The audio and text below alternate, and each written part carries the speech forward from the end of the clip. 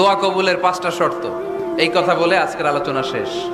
এই যারা বলেন দোয়া কবুল হয় না, দেখেন নিজেদের সাথে মিলে কিনা।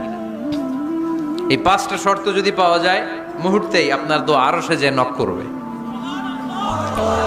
1 নাম্বার শর্ত আকলুল হালাল, হালাল খাওয়া। কি খাওয়া? আমরা দুইটাই খাই,